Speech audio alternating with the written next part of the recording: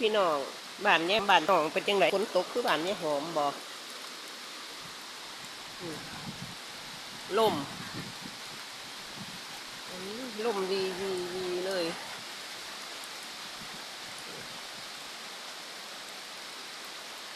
ฝนตกน้ำคลองก็ขุ่นนะน้ำก็ขุ่น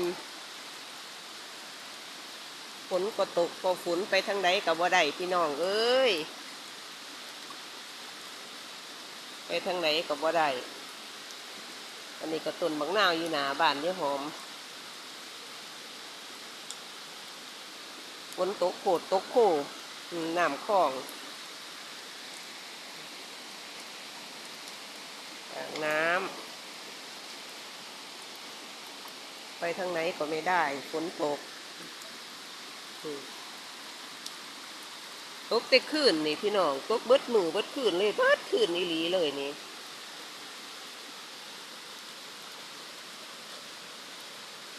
จะทำอย่างไรดี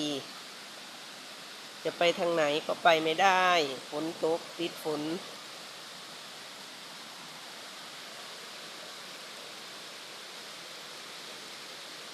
นอนอยู่บ้านแล้วแบบนี้พี่น้องเอ้ยนอนเว้นแล้วแบบนี้เพราะว่าเขาไปใส่บ่ได้ฝนมันตกโผล่เป็นจังไดเนาะพี่น้องเนาะ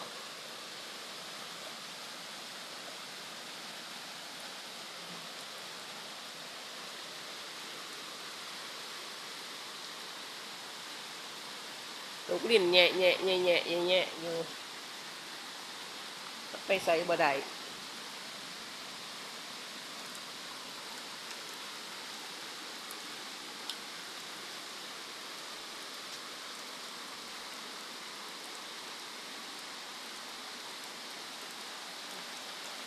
คลองนี่อยู่หน้าบ้านนี่หอมเลยนี่คลอง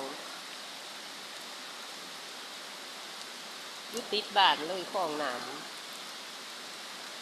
แต่ว่ากันตกแห้งๆกับน้ำปลามาเต็มคลองกันเลยพี่น้องนี่คลองหน้าบ้านนี่หอม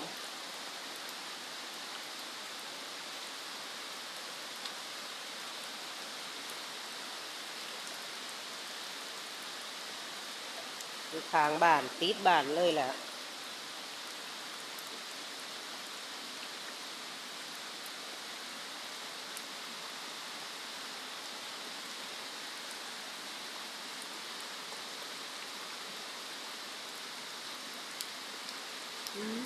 ไปใส่บ่ได้เลยพี่น้องเอ้ยฝนตกแต่เสาร์มืดเบิดคืนเบิดคืนเบิดมือแล้วคิดว่ามือนี้คลิปนี้ก็ยาวพอสมควรละค่ะยายหอมก็ขอจบคลิปนี้ค่ะเจอกันคลิปหน้าบ๊ายบายสวัสดีค่ะยายหอมคิดว่าตกเบิดมือแล้วมือนี้